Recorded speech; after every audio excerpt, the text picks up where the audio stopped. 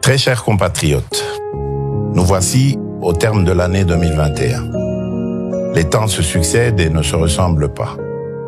En effet, la période de fin d'année est toujours particulière et nous rappelle les valeurs fondamentales de la vie que sont le partage, l'entraide, l'amour, la solidarité et la foi en un lendemain meilleur. Il est vrai que le contexte continue d'être singulier, car la crise sanitaire qui nous avait durement touchés l'année dernière a de nouveau perturbé cette année qui tend à s'achever. Suite à cela, nous saisissons cette occasion pour présenter nos condoléances à toutes les familles qui ont été affectées par la perte d'un être cher. Dans certains cas, la distanciation sociale ainsi que les autres gestes barrières que nous vous recommandons encore vivement aujourd'hui nous ont émotionnellement, voire physiquement éloignés les uns des autres, limitant de manière considérable le rapprochement des familles.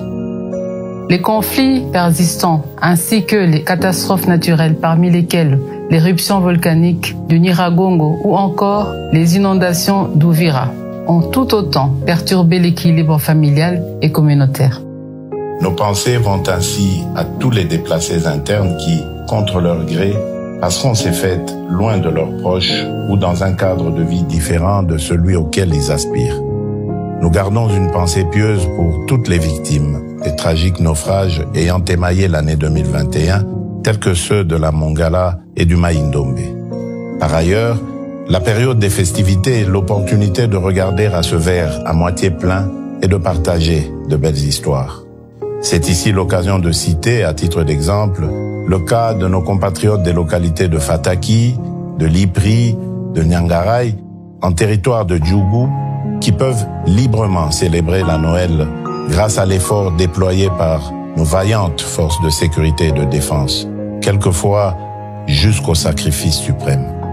Il est pour nous l'occasion de renouveler ici nos hommages aux militaires tombés, armes à la main, en quête du rétablissement de la paix sur notre territoire et, avec eux, de nombreux concitoyens victimes de la barbarie terroriste d'un petit groupe ennemi de l'amour et de la concorde nationale. Nous n'oublions certainement pas le personnel médical qui a permis de tirer un trait définitif à la 13e épidémie d'Ebola dans le Nord Kivu et qui, aujourd'hui encore, expose sa vie pour sauver la nôtre contre la Covid-19.